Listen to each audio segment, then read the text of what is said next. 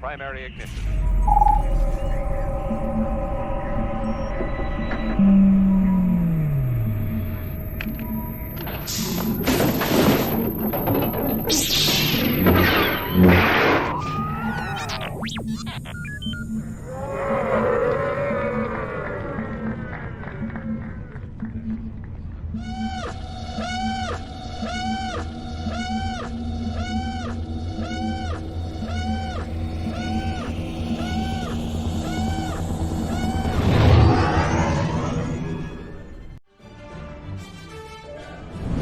Hey, this is Katie O'Brien, and you're watching the Virtual Cantina Network.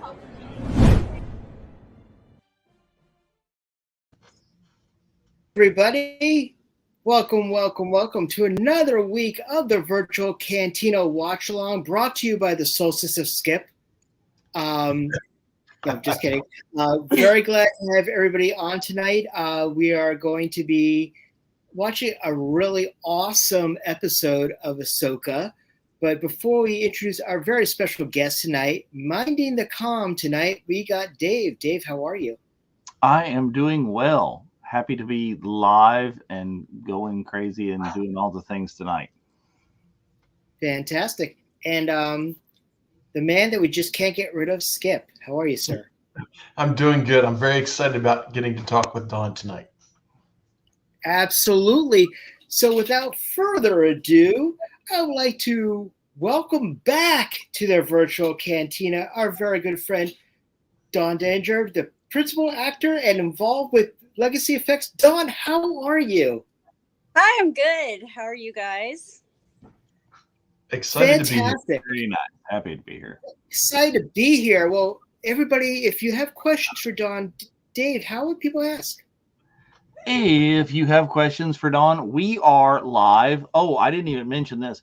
We are live tonight right here on Facebook, and we're live on the Virtual Cantina Network on YouTube, and we are beta testing live on Instagram tonight.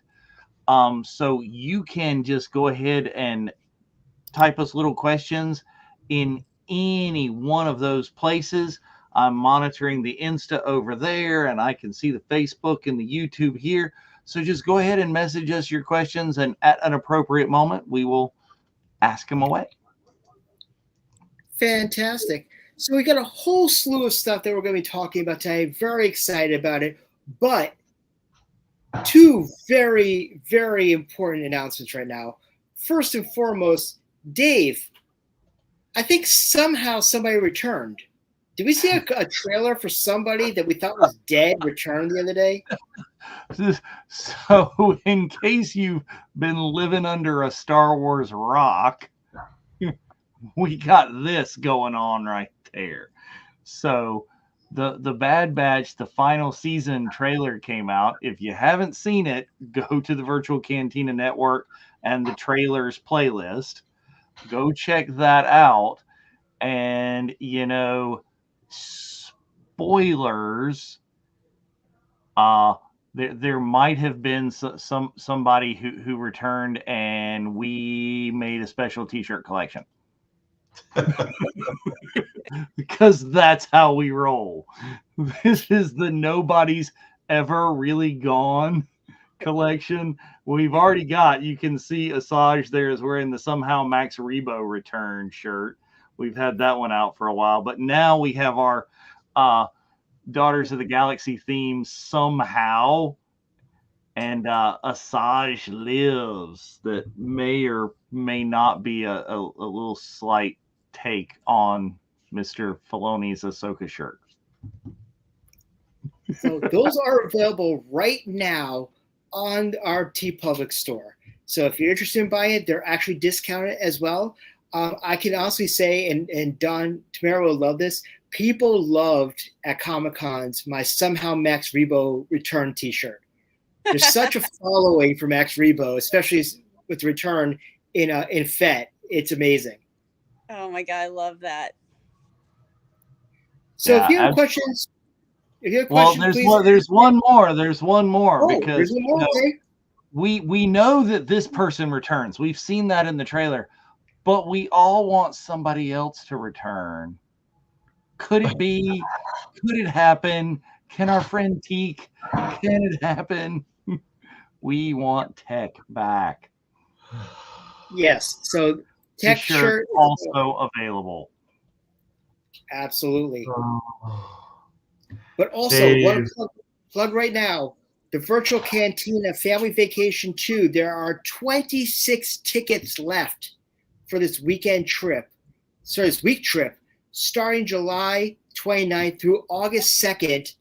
And as announced, Dawn's going to be one of our guests at Scum and Villy on night one. Dawn, we're so excited to see you not virtually, but at Scum. I'm excited too. I can't wait to actually meet you guys. Big old time. Yes. Yeah. A lot of your colleagues and friends and family are all going to be there. And, I'm just excited that you agreed to be part of it. And it's just going to be a big old party at Scum that night. Are we going to get you singing karaoke later that night?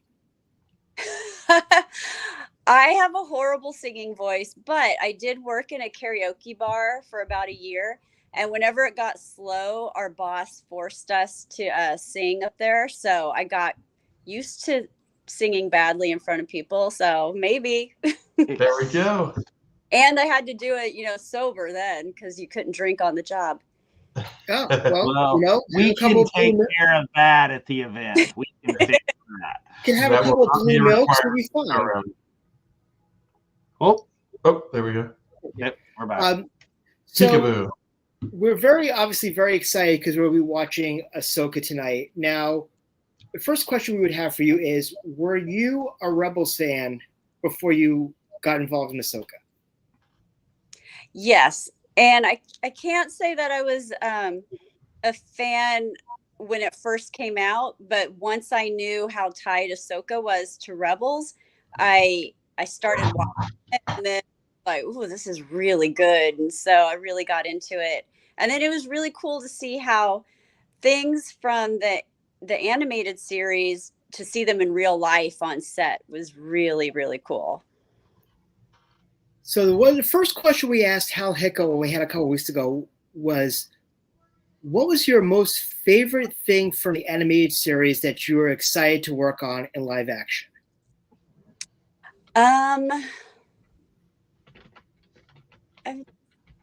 It's funny. I didn't really get to work on it, but being around the Loth Cat, of course, that was one of my favorites. And making all of the troopers, it was a lot of work and it was really hard, but it was kind of cool to see those in real life too. So Hu Yang was actually favorites because he came and then I got to help puppeteer him, and so that was really fun. Oh, was he? Because Hu Yang is for the younglings. Yes. Oh. But yeah. I tell you, as we were talking about in the pre-show, there's such love for Merle the Loth Cat. And everybody's wanting, make sure that cat gets fed when Sabine's out there. It's amazing how excited people are about that cat. Yeah, he's so cute in real life. He looks just like he does, and he's so soft, and you just want to pet him. And he really is. He's cute, and when they puppeteer him, he's definitely has character. And I felt the same way everybody else did when I was watching it. I was like, she didn't tell anybody to come feed her cat or have somebody check on her cat. And I was like, ugh. And all of a sudden I was like, I don't like her anymore for a second, and then, my mind changed. But is it really a house cat, or is it more like living with a bobcat that can take care of itself? That's what I came to the conclusion of. I was like, you know what? That cat really doesn't need her anyway. I was like, so he'll be fine. So with the puppet of the Loth Cat, who do you think got more love at first, the Loth Cat or the child? The child. I think the child. Because most of the original trilogy fans were on set were excited about seeing like a baby Yoda. Yeah, everybody was just like, "Oh my God, that it's so cute!" And everybody wanted to come up and like look at it, and then they'd ask if they could touch it, and everybody, no one knew, like, okay, we know it's not Yoda, but it's from, this is the only other one we've seen that is like Yoda. So everybody was excited. And I was actually excited too when I saw it being built in the shop. It's absolutely incredible.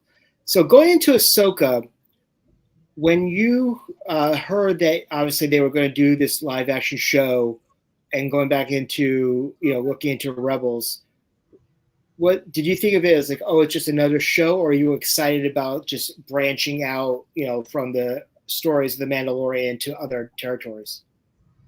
I was excited, and part of that was because I think Ahsoka is such a cool character. And I remember when my nephews were younger and I was going to be a Star Wars character for Halloween, I was like, what, who should I be? I don't want to be Princess Leia or anything like that.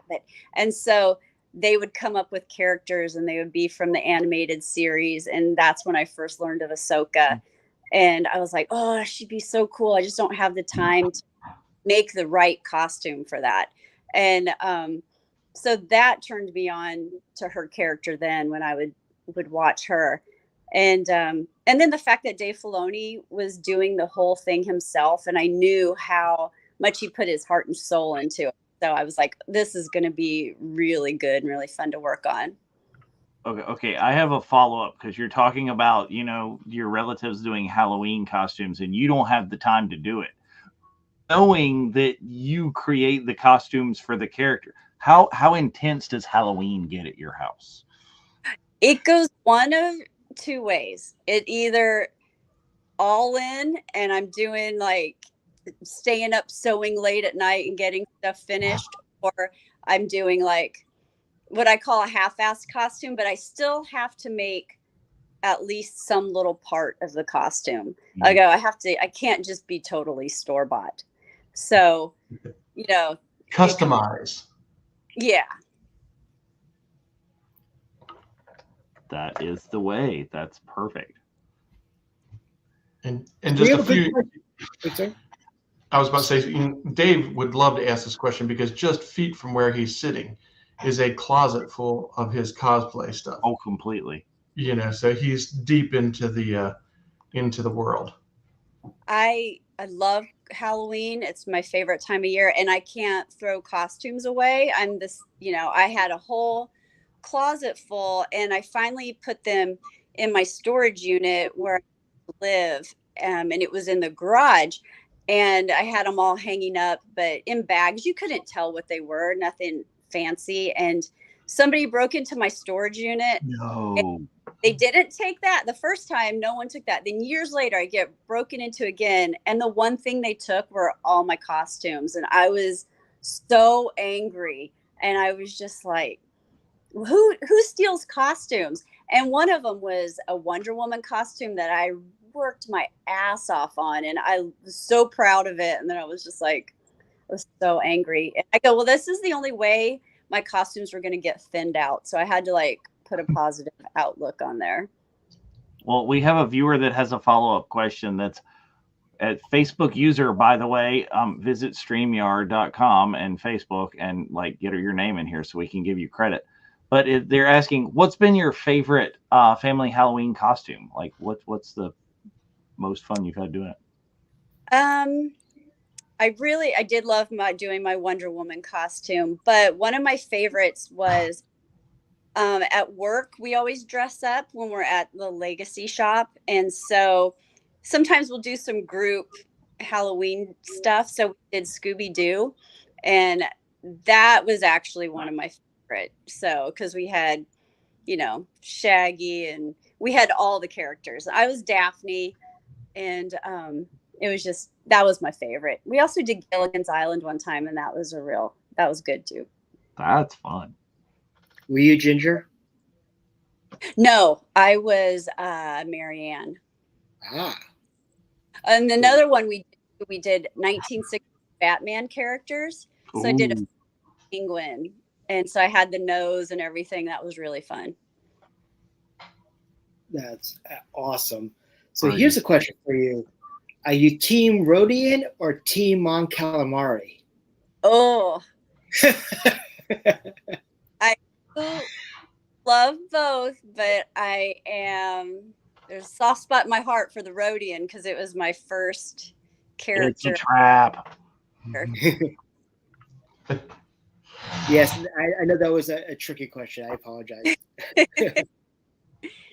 Dawn, how did you get started in all of that? What was it as a kid, or was it, as a teenager? When did you really start diving into it and pulling all this stuff together?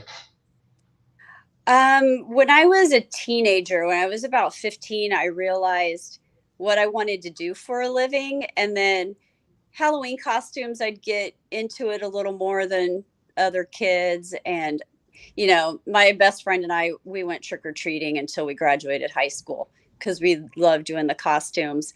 And so I kind of did that. But then I went to college and I didn't really get into special effects until I graduated from college.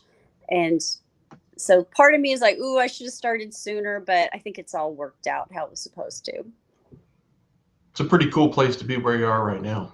Yeah, I'm pretty happy.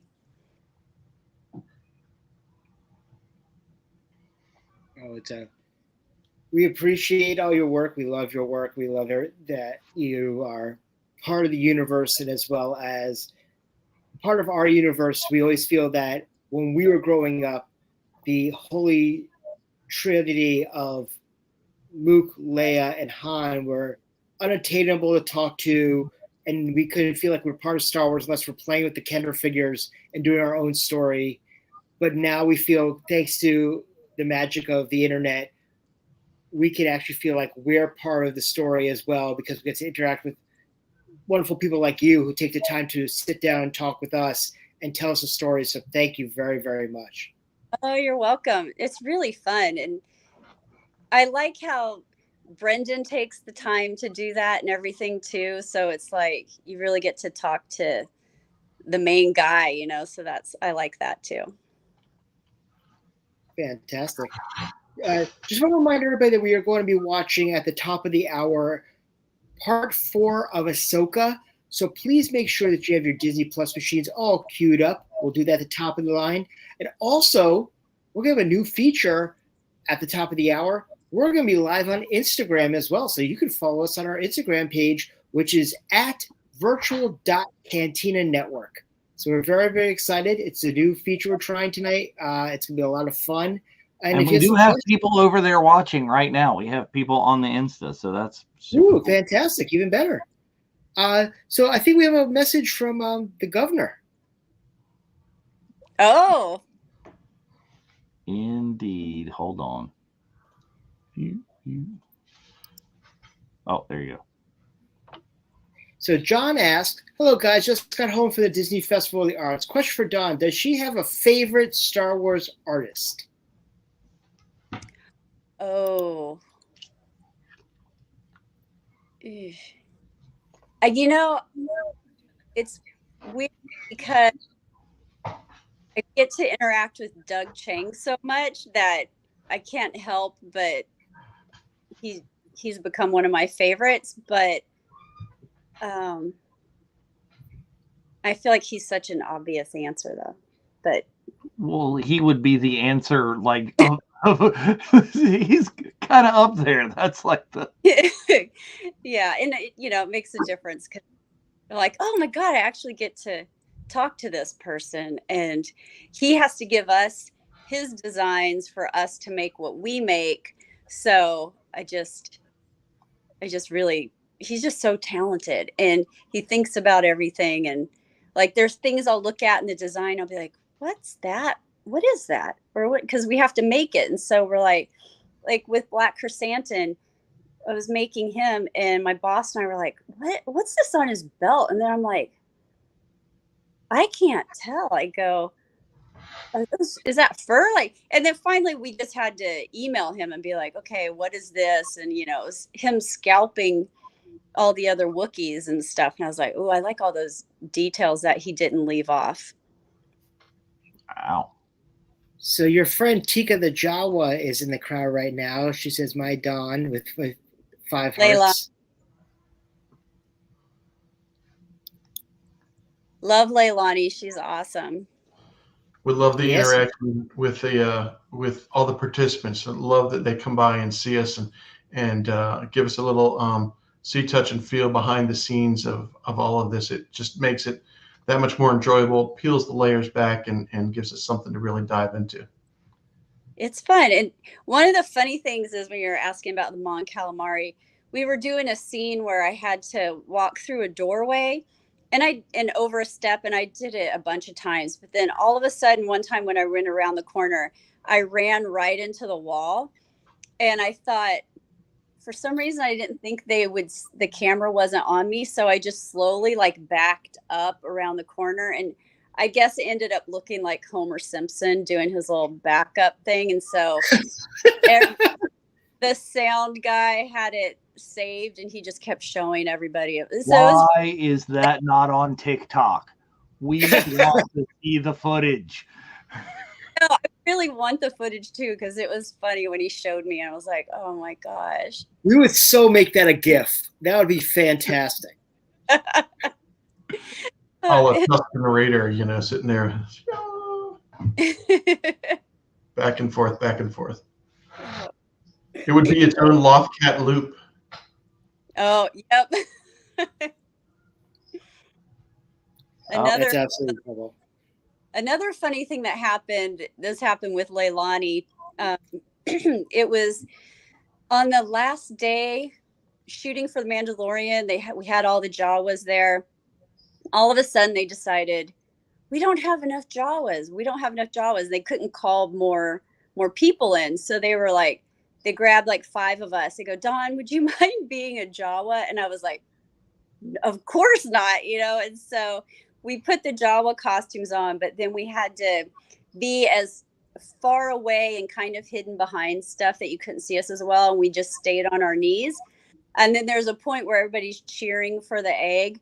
And we're like, we start cheering with our arms up in the air. And they're like, cut, cut, cut. Okay, you guys can only do your arms part way because we look like we had long monkey arms. But, so you were one of the Suka Jawas? Suka. Yeah, the ones that were all excited about the egg. Yeah. Nice. That was actually probably one of my favorite that year. When Celebration got canceled, they put up a lot of the merchandise for Celebration up on their website, and they actually have a plush version of the egg, which is pretty hilarious. I think I did see that. So Leilani just posted right here. Oh, we both go for the same thing. That was the best day. I think we worked 15 hours. Yeah, that sounds about right. And they were like, see, now you finally get to see what this feels like and how uncomfortable stuff is. And we have these hoods that go over their faces, and they're like, you got to taste your own medicine. You make this stuff and make us wear it. And now you're having to wear it. So I was like, yep. So you've been involved with Star Wars for a while now. What would you say was your favorite project as far as a character or anything that you've worked on so far? Making Black Chrysanthemum. Hands down. That was such an epic reveal that the fans of the comic books went absolutely nuts for as soon as he was live action on scene. And I had the great fortune, I know Skip has it, I think Dave has it, of meeting Carrie Jones, and what a sweet guy as well.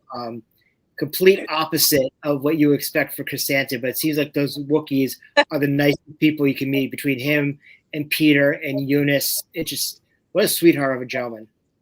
Yeah, it's so true. And yeah, I've worked with Carrie for years because I work at Legacy, but over the years I've worked at like a lot of the shops and everything. So Carrie and I have worked together at a couple of shops. And so it's always fun to have people you already know in the suits too. And I knew he would do a great job. I knew it. And he does a little creation of some of his characters too, doesn't he work on design as well as playing out the characters? Yeah, sometimes he does. I know at K&B he's done a lot of characters that they've made, and so. Have you ever had a chance to like create something with him, or just end up creating the costume for him? I've created stuff with him when we used to work together at Stan Winston Studios, and then we worked together at K&B Effects, and so we worked on a lot of the same projects. Excellent. He is. I've met him several times. He's always a really nice guy. Yeah. So we got 2 weeks ago some incredible Star Wars live action news between, first and foremost, in development, season 2 of Ahsoka, which obviously we're very excited about. We'll talk about more. But the feature film of Mandalorian and Grogu. That's pretty exciting. You know, finally getting to see the little green guy on the big screen. I know that will be cool because, I mean, TVs are big, but it's not the same as, you know, on the big screen. So I'm excited. Yes, we are officially calling the movie Raiders of the Lost Frog Eggs. Just, you know, Dave, if you're listening, that's the title. I wanted search for more nuggies. But that's got to be part 2. Search for more nuggies. That's the sequel. We'll give you that one too. Okay. Yeah, I'm dying to find out what what's going to happen in the film. So I have no idea. Well, it's great, and I think it was awesome that they prefaced in the article that Dave's, I want to call it, Avengers version of the Mandoverse is still happening, but this film is John's creation, and that's pretty awesome that they're going to have multiple versions of the property. Yeah, I like that too, and it's always fun when John directs too, because he's so good at explaining characters. Like when he has directed me as a character, it helps so much because he gives you a backstory. So then you're like, oh, okay, because you don't ever get the whole script. You just get your what you're doing today. So you're like, why? I don't know why my character does this or whatever. And so he'll give you a whole backstory, and then you're like, okay, now I get it. Now I know how I need to act or what I need to do to convey that. Very cool. Before we go ahead, and it's almost time to start watching, but I had one more question from John Notman, and it's from a while back. We've been talking about the costumes. So did you watch or have you seen the Disney behind the scenes documentary and seen like what happened to the original costumes for Pirates of the Caribbean? And does that affect how you make costuming? I didn't see that. What happened? Okay. So they were talking about how, and I cannot remember her name right now, the original costume designer for Pirates. She made the costumes and all the thing for the animatronics. And she was telling the people in charge, is like, hey, for the same cost while I'm doing this, I could make like 3 or 2 sets of these costumes at the same time. And they're like, no, we just need the one. Just do the one. And then, Pirates has been up for a while and running, they're testing it, and the costumes get destroyed. Like there's hydraulic fluid and everything all over them. And the costumes they start running the thing and it goes to crap. Oh yeah. And then they're like, oh my gracious, what do we do? And she's like, yeah, I told you so. I made a second set anyway here. Oh, I love when you can kind of do that and be like, yeah, see, I knew, and you're so prepared.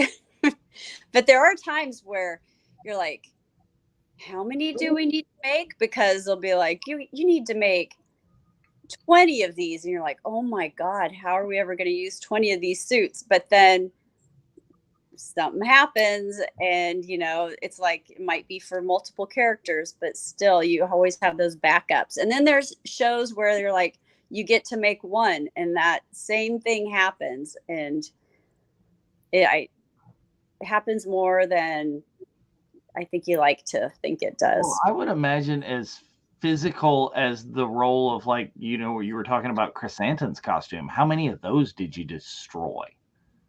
We only have 2 of those. Ooh. Ooh. That has got to be well made to stand up to that. Either that or you're standing over on the side with like a big needle and thread. It's a little bit of both. There's times where you're like his bandolier and everything, they had to do these stair falls over and over and over. And I was like, oh my God, I can't believe that thing has held up as well as it's held up. And then there's other points where you're like, constantly there's a same rip will happen everywhere the same time, and I'm constantly like stitching it up over and over on set between takes. And so it's kind of both. Excellent. So before we start, I have to ask this question because since we're on the costume kick right now, unfortunately this past year we lost I consider it a legendary Shauna Trupik. What do you think her legacy is going to be?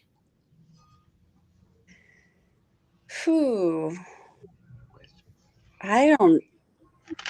Crazy, because I feel like she was just getting to the height of her career and it was just probably going to get better. And I feel like after her first season there, she had kind of, taken over on season 2. So it's that weird thing of you're trying to get your footing and, you're replacing somebody. So then you also don't. It's like you're not as sure of yourself. You're still doing a great job and you're good, but you can really see by the next season how she came into her own, and she knew exactly how to address those Star Wars characters after that first season. And so I just don't know how it'll be hard to fill her shoes, but hopefully they'll use her same crew and they can just carry on for her where she left off.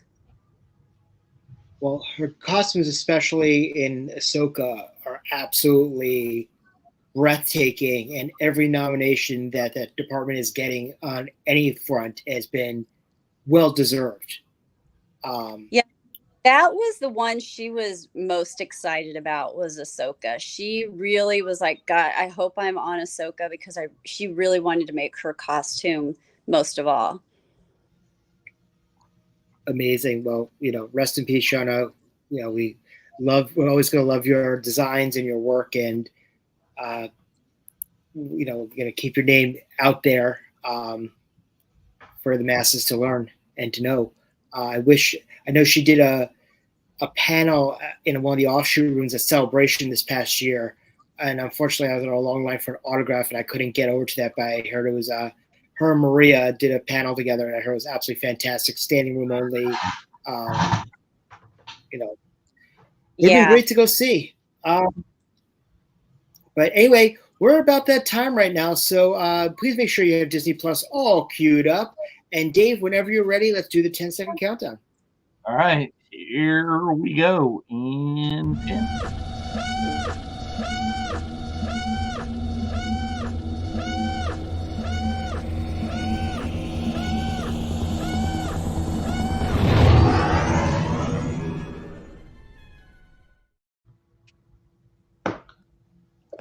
And we go. Indeed. Don't skip the recap, people. We always watch the recap. All sitting there is like the mural.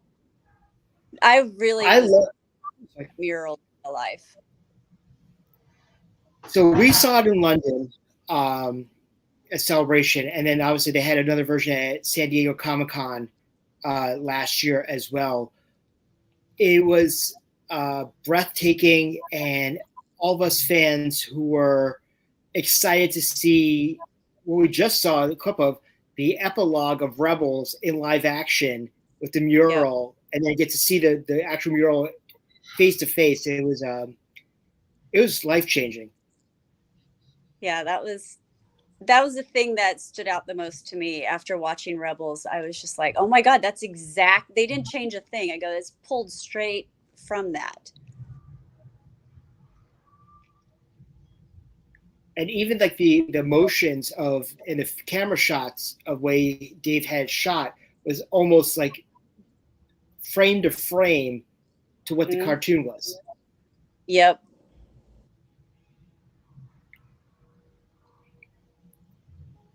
So whoever was in London had the fortune to see the late great Ray Stevenson on the Ahsoka panel and on the Star Wars show stage. How was he to work with on set and his involvement in what we think is honestly the runaway role of this series of Baylan Skoll?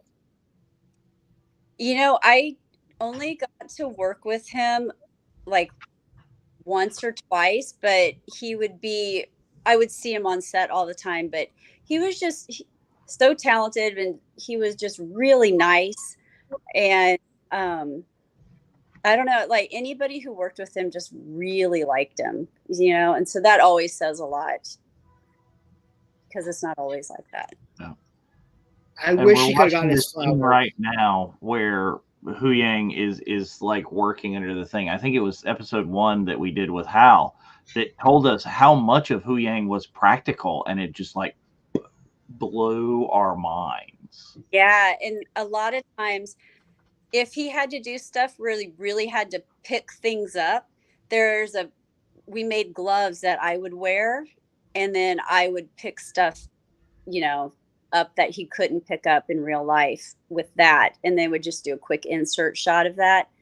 And then other times I would be laying under, I would do his arms. And so he's sitting in his chair and I would be like laying on the ground up under the console of the ship. So I could see him and then I would puppeteer his hands from there. And so I would just be laying down there all day and looking at Rosario, and she'd talk to me every once in a while because I just kind of trapped there. Now, the controls for his arms, were that just the arms, or did you have actually finger controls as well? On the actual puppet, his fingers don't move. They move, but only if we move them with our hands and put them in a position. They just don't have any animatronics in the hands. So that's when I would do. So this is a spoiler alert for anybody who has not watched this episode. But were you involved in the Rock'em Sock'em robot scene that's coming up in a few minutes? Oh, that was not me. I worked on this scene that's showing, but sometimes they would have Mike walk through. We'd pull the robot out for reference, and then you would have a stunt guy in a gray suit doing all the fighting. Gotcha. But yeah, we definitely thought it was reminiscent of the old Rock'em Sock'em robots when we were kids. Two droids going at it. Yep.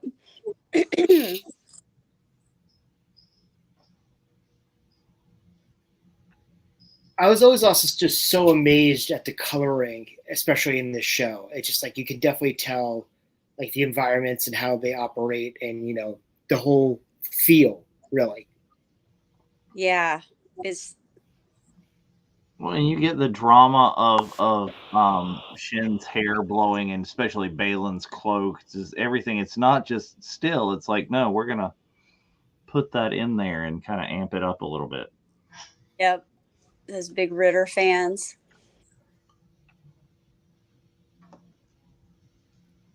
Well, everybody forgets because you're looking at those woods that is also a scene that's close to the ocean, blowing up over the cliffs. Oh, yeah. Well, I mean, I can never tell. Is it location? Is it volume? Is it the thing? Are they faking us? How good are they doing? I don't know anymore. is things that, like I said, things that I thought that I knew. It's like, oh yeah, Hu Yang, that's got to be all CGI. Nope, it's puppet. Damn it. Yeah. This set in the wood, that's on a stage without the volume. See it. Okay. Do you know, is it reused from the JJ Star Trek movie? Because it looks like the same planet. It is not.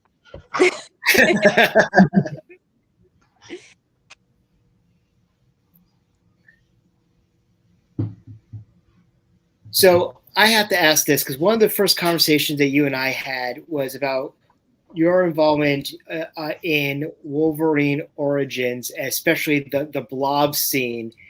How excited are you about Deadpool 3, about seeing Deadpool and Wolverine actually be together in a film?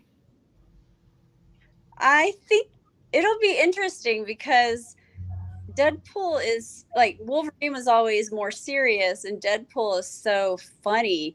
I'm curious to see how that goes, but it's also, I know Hugh Jackman and Ryan Reynolds just love each other and love to goof around. So I'm kind of curious to see how it all turns out.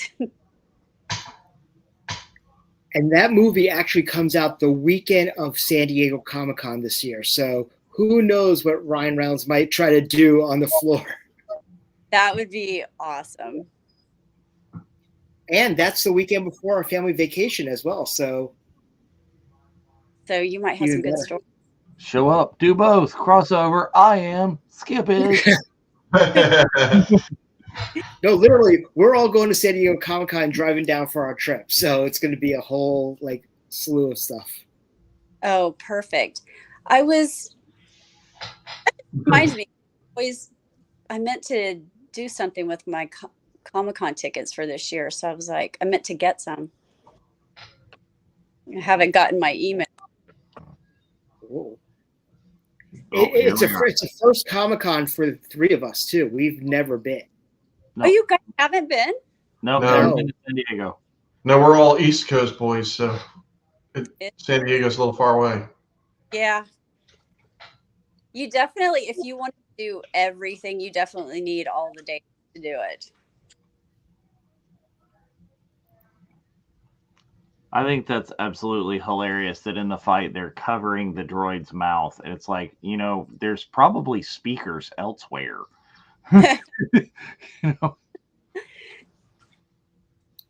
Well, so it reminds me when 3PO is trying to give the odds of one thing, they cover his mouth and then they take his hand off and he goes to 1. Like he finishes his train of thought after they cover his mouth. That was an awesome day when just seeing C3PO on set too was pretty cool. So I would have to say, that scene obviously was, very exciting, and it was very exciting, obviously, to hear that it was, Anthony doing that.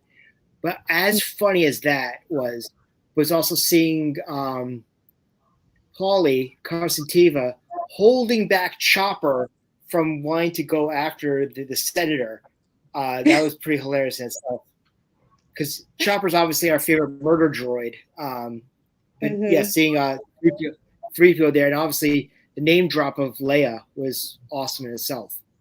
Yeah, it was a cool day on set. And just seeing some of the actors who didn't really know that he was really going to be there, or just even though they did know, once they actually saw him walk down in his full costume, there was one actor who was just had a permagrin on his face. He couldn't stop smiling, and I was like, it was really funny. So that's the day that everyone finds an excuse to be on set. It's like, I'll just be over here in the ring. Oh, I might need to watch. That might happen. Yeah, I had to do the test. I couldn't dress C3PO on the day of sets, but I did do the test fitting with him, and I was just like, oh my God, this is awesome. And then I was like, but he definitely knows everything about how that thing goes together when things are not right, and he's a little particular, but he's played long. Amazing. The ultimate space mom. Well, So how much she's of Chop is practical versus CG? How much of what? Chopper. He's all practical. Very cool. I remember watching him come out on stage at Anaheim. Oh yeah, he did come out on there. That was cool. And I remember Dave saying something like, can you bring him back a little bit? That's a very expensive droid. Yeah.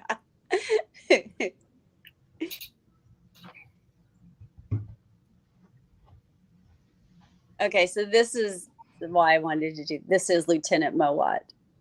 Nice.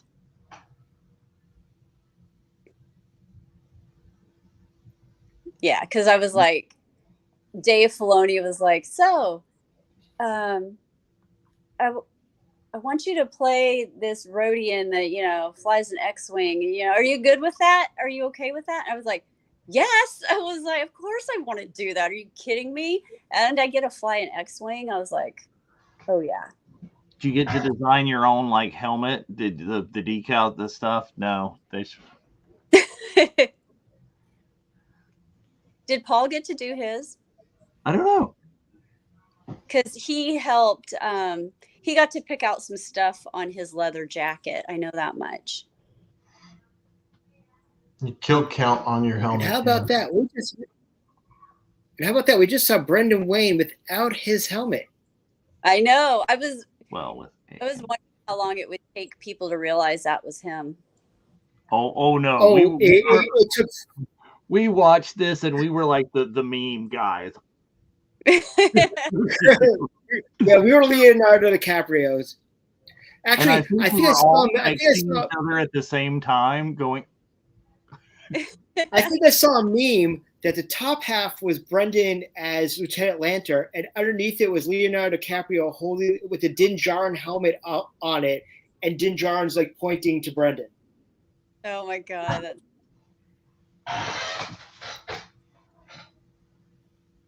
So I was very happy. Also, we actually had the theory from Chapter 13 in Mandalorian that potentially that Morgan Elsbeth was a Night Sister, and to actually get that storyline actually in Ahsoka was actually pretty awesome.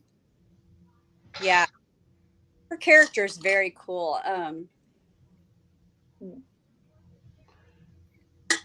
And I wonder, I'm curious to see what they do with her in season 2 or what happens. Yep. Were you a fan of Farscape at all? I did Farscape. Because Claudia Black was absolutely fantastic as the lead Night Sister at the show.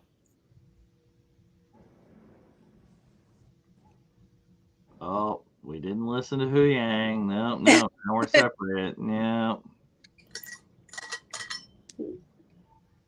This was a character that Marok that had so much promise, and I thought he was like cut down in his prime. That there's so much more I thought that could have been done with him, but the whole idea that it was Night Sister magic was actually kind of intriguing as well.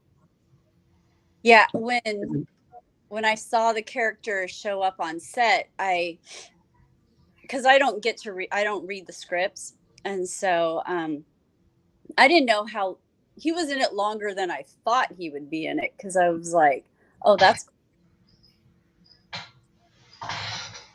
They don't always. Sometimes the creatures or the suits where people are covered up, you don't get to see them for too long sometimes. So Paul got to play him a lot. Yeah, did a fantastic job with that. Yeah. I thought Rosario did an excellent job in recreating the Ahsoka fighting style. I know people wanted to bring up the fact that why wasn't she using 2 blades, but if you go back to the early parts of the Clone Wars, she started off with 1 blade and worked her way up to 2. So it's very much Ahsoka. This is kind of the beginning of the Ahsoka show, and then as she starts using the double blade closer to the end, it kind of reflects the transition of the character. I like that.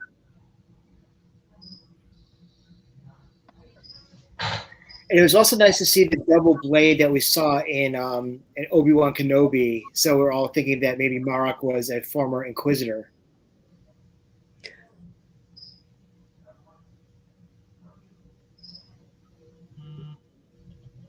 Ray from Canada in the house thought it's funny that everybody was speculating that Marok was actually Cal Kestis.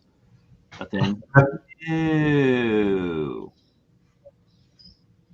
And it was just put out that the voice of the Gasp was actually Sam Witwer. Huh. Or Well, he has experience in dying that way. yep. Yes, yes, he does. Yes. So we're running on about 51 minutes into our stream here. For those of you over on Instagram, if you're watching on Instagram, allegedly, we've never done this before, but allegedly Instagram is going to drop us at the 1 hour mark. So if you want to keep watching, if you're over there, you may want to be migrating yourself to either the Facebook stream or to the Virtual Cantina network, which is youtube.com/Virtual Cantina. Get over there. And you can continue watching if, in fact, Insta does drop us at the hour mark, as the technical thingies say it will. So I'm putting I put the link in the chat over there. Oh, and Mike's like, yeah, Mike is watching it over there. The one thing also we thought was fascinating was also, so when we first saw the poster for Ahsoka and we saw the ring, obviously we all thought as Rebels fans, oh my God, this is a world between worlds. But no, it was a star map at the end of the day. I think that was kind of conscious, because we were all thinking that, oh my God, it's going to be, Ahsoka's going to be jumping from here to there, which we got, which is great obviously in episode 5. But it was nice to see how much the lore of Rebels was the heart, really, of this show. Yeah, when we were shooting, I was like, oh, I think people are going to like how much it goes with that. And I just thought people would be really happy with it. How excited were you guys behind the scenes knowing that we were going to all go nuts for the live action Clone Wars? Oh, I thought it was, I knew people were going to go crazy, especially after, because I was like, it's just all this stuff coming to life that was a cartoon. But then when I went to Anaheim and I was at the panel and they showed the short trailer to it, and it wasn't even very long because we'd barely been shooting. So I was like, I don't even know how they have enough stuff to show. And people went crazy for it. So then I was like, oh, just wait. They're really going to lose their minds.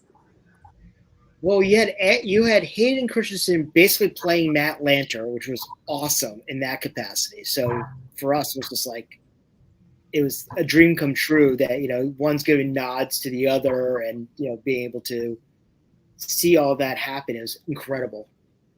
Yeah.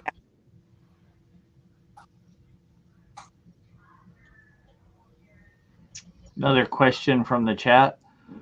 What would be your first memory of Star Wars? Oh.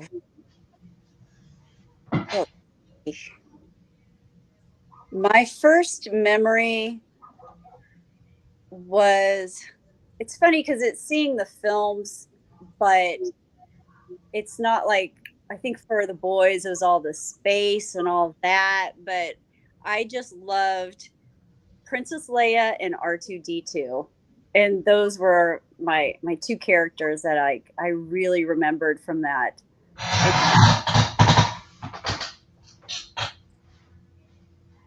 So what's your memory of your first movie? Is which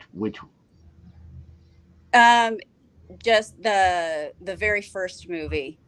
So I can't remember if we went to the movie theater, if we saw it later when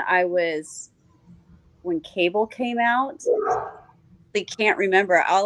And I remember not really caring about seeing it, but then just really be gravitating toward those two characters.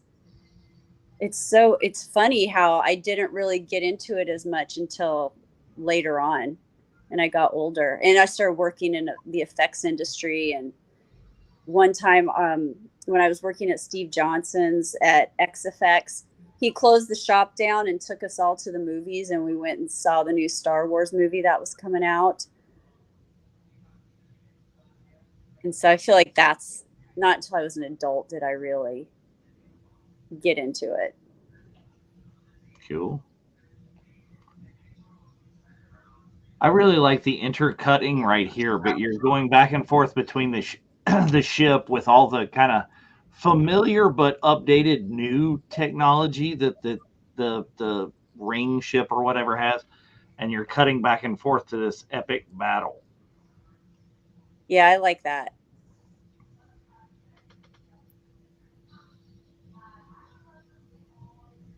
I have to give props to Michelle Lee, who was Rosario's stunt double for this. She did such an incredible job. Oh yeah. And yeah, she's a great stunt woman, and Rosario does such a good job with it too. So they just can intercut the two of them together. It's great. Right. I love this psych out. You think it's going to be a Jedi trick. Yep. Nope, didn't happen. Ha ha.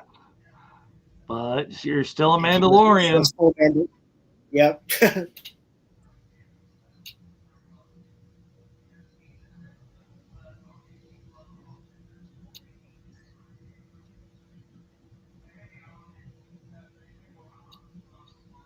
Amazing. And another reference to Indiana Jones. Yeah. Well, that's what we were all thinking when we first watched it. That Want to see her hand? And you can just look at her hand to figure out how to go. So. Yeah. So having gone back, obviously, when you knew that you're doing Ahsoka and going into back and watching Rebels, when we get later on in the season, the Interpretia, the Mortis arc is very prevalent. Was that pretty exciting as well that you could do that? You're kind of like working towards Mortis. Yeah, it was. That was cool, but it's funny. The story's really good, and just seeing for me, it's always just seeing all the characters come to life more than anything. And so I always love the costumes, and it's because I like making everything. And so it's just like, I'm always so focused on all of that more. So, but I didn't have like, oh, I hope I get to work on a certain character or anything.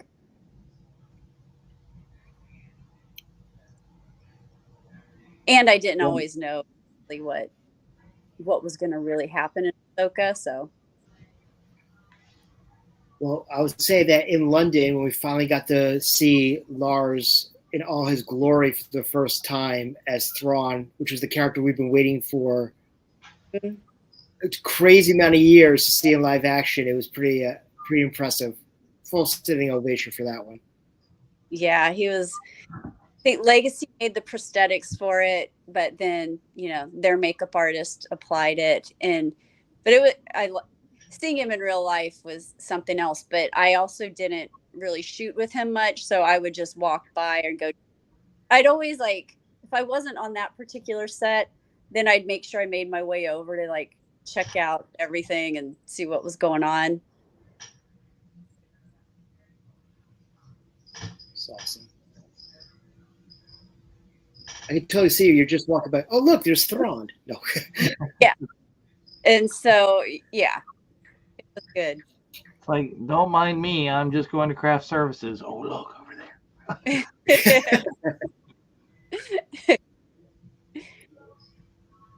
I'd have to say is that, I mean, as much as I love Rosario as, obviously the live action Ahsoka, I thought Iman got the heart of Ezra Bridger, and he had, I thought, the smoothest transition from a live action from an animation to a live action character.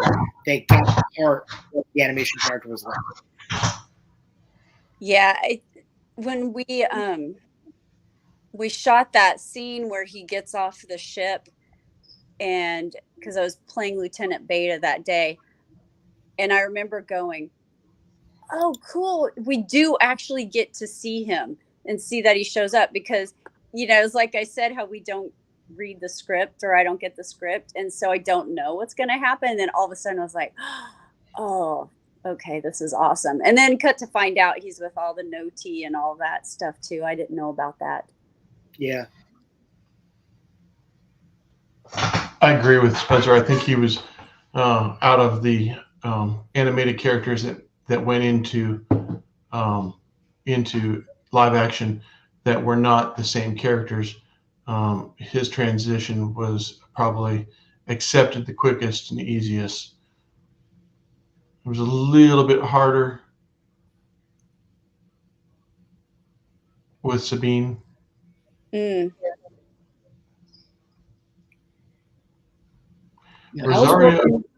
Rosario was a little bit easier because she had been in The Mandalorian. We had seen her already, so we were kind of prepared. Our mind had been playing that scene. I agree with that too. How is working with Mary Elizabeth Winstead? She's so nice. Yeah, I mean, that's all I can say is just how nice she is. And she's such a good actor too. And then one day we're on set, and I can't remember what we were doing, but then her husband came, and I was like, oh guys, it's really cool to see the both of them in the same spot as doing Star Wars stuff. That was my next question, whether or not her husband actually showed up on set or not.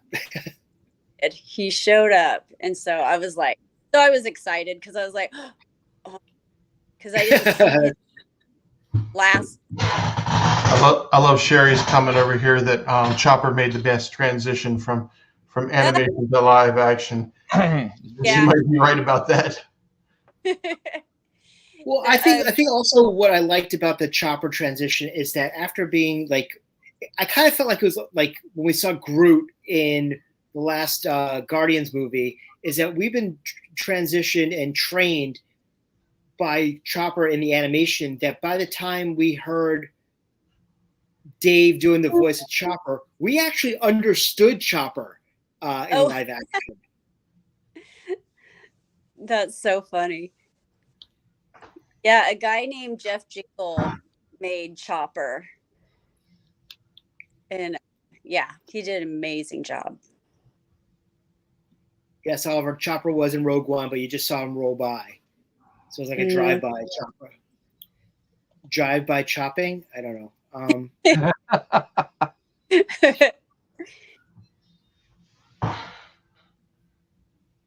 That was a really interesting. Chopper, you don't have to have long beat where he's swearing, since you can't understand what he's saying anyways. But it's funny how he gets the point across with just his little sounds and his movements. And I'm like, okay. And his snarkiness. Yeah.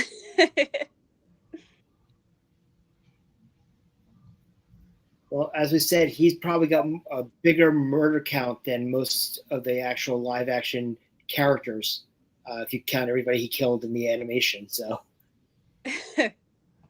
And it's funny because he's such a cute little droid. You just don't think of him as a killer. Yeah. There you are. So I have to ask. There you are. Do what? Oh. Did you order a ghost? Did I order a ghost? Yeah, they did a HasLab of the ghost, like a full. Oh, trip. You know what? I saw it and I was like, oh, I want that. but I don't have the space for that, but it's also really expensive. And then I bought, somebody was just selling the little figure from it. And so I bought a little Lieutenant Beta figure. There you go. Well, that's like what we're all thinking. It's like we don't have the room for the ghost, but we might need a new coffee table. So that might be the place where it needs to go. But I really liked it. And I was like, oh, and I was like, I do not need that. I do not need that. Great line from Liberty here. Chopper is speaking like Kenny from South Park. You know what he's saying, but some of it may not be good. That's a great analogy. I can't believe we never even mentioned that before. Mm-hmm. Chopper is the Kenny of Star Wars without dying so much. True. I love the attention to detail on all the stage designs. Yeah. Ooh. Oh.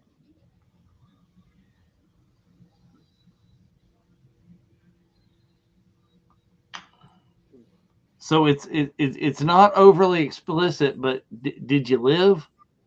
I died, and so when Dave said he wanted me to play Lieutenant Beta, and he goes, and Lieutenant Beta doesn't die, and I was like, oh my God, really? He goes, yeah, and I was, because every character died.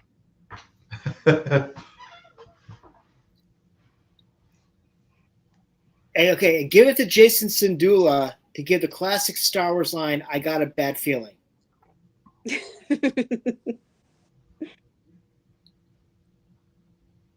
All right, so maybe you could answer this question, and this is something that we've actually talked about a lot on our shows. So in the cockpit of the Ghost, there's an actual physical paper picture of Kanan Jarrus, which we thought was great. Was that a picture of the animated Freddie Prinze Jr.? Do you know what the funny thing is? Even though I worked with Hera, I was never inside the Ghost ship. I was only inside Ahsoka's ship. And so I don't know the answer to that. But now I'm going to look. if hopefully Ahsoka shoots in LA, the second one, then I'll take a look. That would be fantastic. So here we are. When I saw this, so I saw episode 5 in the big screen at one of the fan events, which was incredible. But seeing the World Between Worlds live action to me made it like, it was like incredible. Oh yeah.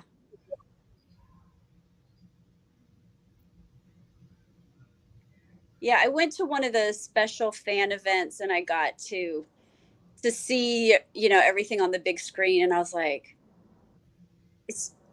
I would love to see every episode on the big screen. Mm-hmm. Okay, we all went banana when we heard "Hello, Snips." And her expression is like, what? Mm-hmm. Yeah, I like the closed captioning says mysterious voices, like not to us. I remember watching that, when it came out with my wife, and she's like, "Wait, is that Hayden?" Like before, like she even turned around, I was like, "Oh my God, this is good. This is good."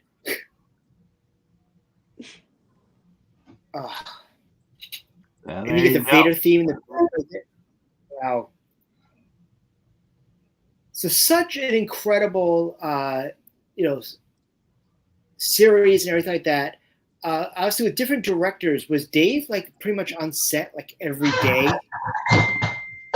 Pretty much, yeah. Because that was his baby, and so he was always there. So good. So John Notman had a question. He says, if you had one wish, Dawn, what movie or series would you have loved to work on that you did not work on?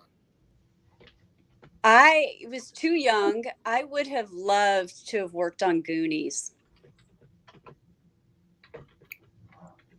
That would be amazing. by proxy, did you get to work on Skeleton Crew? I did get to work on Skeleton Crew. Well, there you go. I'm excited for that to come out. So, Mark Van Olen, we'll let you know the show exists. The trailer we saw in London actually exists. So, just throw it out there. But yeah, the one thing that they talked about in London with the director and Kathleen Kennedy was that they wanted to make an Amblin-esque TV show, and obviously she jumped all over that, having her background in Amblin. So I'm very excited to see this, and from what we've gathered, it's in the same time period as all this other stuff. So, you know, I'm interested to see how it. Other than, like, for example, we know that Vane does live, and he shows up. If you didn't see the trailer, sorry, spoiler alert. But how they all intertwine and interconnect. I think that's the most exciting part of all of this. Yeah, I'm very curious to see how it all goes with the rest of the Star Wars shows. I'm very curious to see how that all goes together. Because even though I worked on it, I was only there part of the time. So I don't even know when it's supposed to air. So we don't know from the latest rumor for one of our hosts thinks it's a myth. We're hearing Acolytes coming out first. So it'll come. Which I'm also very excited about as well. I mean, that's gonna be awesome, especially since High Republic is such all the rage these days. But after seeing, the trailer, and obviously having Carrie-Anne Moss in there, it felt like it was the Matrix in Star Wars, which was incredible in itself. Yeah, I think it's going to be really good. Skip and I actually met her at Rhode Island Comic-Con and both got her first Acolyte print signed. And she was gushing about the fact that she got to be in Star Wars. That it was So we're very excited to see that and to see everything that's going on. We got so much good Star Wars. This is I feel like a Star Wars renaissance. It really is. And you have the first Jaleel White signed Skeleton Crew piece. Yes, he did. Thanks you. Yes, so I got Marty Metellus in London for Vane on my, and then when Jaleel leaked out that he was going to be in Skeleton Crew, he did a show in North Carolina, so I quickly sent my print off to Dave to make sure that he was able to get it on there. Oh, nice. He'll be in Richmond. So, yep. Well, you guys plan to go and do that. But yes, first and foremost, Dawn, thank you so much for joining us tonight. It's always a pleasure to have you on the show and to hear your stories about not only just being a fan, being able to create stuff that we love so much. Oh, thanks for having me. It's always fun. And you too can see Dawn in person at the Family Vacation 2 Night 1 Bunta Eve Special Edition. Dawn is one of the 4 out of 16 guests. So 1/4 of the guests have been announced. We got Dawn, we got Leilani Shu, we got Chris Bartlett, and Misty Rosas already announced for this event. It's going to be absolutely incredible. And I have to say, I've never been to Scum, so this is going to be my first time walking in to run our event. That was going to be my next question, is if you had ever been there, because just the bar is really fun to walk into because you feel like you're, on the set of a Star Wars film. Looking forward to it. It's gonna be fun, and to me, it's the best location we could have chosen for Hollywood to run a Star Wars event. It's gonna be great. But anyway, thank you everybody for joining us this evening, whether or not you were on the Instagram, which I'm glad, Mike, you were over there, or on Facebook or on the VCN. Skip, anything you want to close out with today? I just want to tell Dawn I just enjoyed listening to you tonight. Didn't participate much because I was just listening to your stories and enjoying it, and looking forward to meeting you this summer. Oh, thanks. I'm looking forward to meeting you too. Dave, anything from you? Yeah, thank Dawn again. As I love hearing about different pieces and parts and things that we didn't know. Like I said, is how Hu Yang is puppeted, and all the little behind the scenes things are just at the absolute best. That's the treat that we have here. Thank you for sharing that with us. Oh, good. So, Dawn, thank you once again for joining us tonight. We look forward to seeing you this summer. And now that we know that you're going to be involved in other properties, we'll definitely have you back on the show. Yeah, definitely. That'll be fun. Awesome. So, ladies and gentlemen, we have one more announcement for you. And you may or may not know this, but you don't want to change your bat time or your bat channel, or your skip time, your skip channel, as we call it here on the Virtual Cantina Network. Uh-oh. But we have a graphic of next week's guest. Dave, who is it? I'm just going to leave this right here. Pow. I need my glasses. Brandon? Oh, Brendan. So, yes, we have the return of Brendan Wayne joining us next week on the Virtual Cantina Watch-Along of Episode 5, Lieutenant Lanter, at a special time, 7:30 p.m. Pacific, 10:30 p.m. Eastern. And if you were with us for the first time we had Brendan on, Dave, you want to recap? Well, this time we have a big button that beeps. Bleep, bleep, bleep. No, we don't. We're just going to let Brendan be Brendan and go with it and roll with the flow. And no, that's not the reason we're putting it on later. It's not prime time, but it could be. It should be, but no. No, we're very excited about having Brendan back to talk about this. And also, we haven't seen Brendan on our show since Mandalorian. So we're very excited to see, what he's been up to and, talk about the character more. Yeah, so please join us next week. And so from Dawn, from myself, from Dave and Skip, we'd like to say, may the Force be with you. May the Force be with you all. Bye.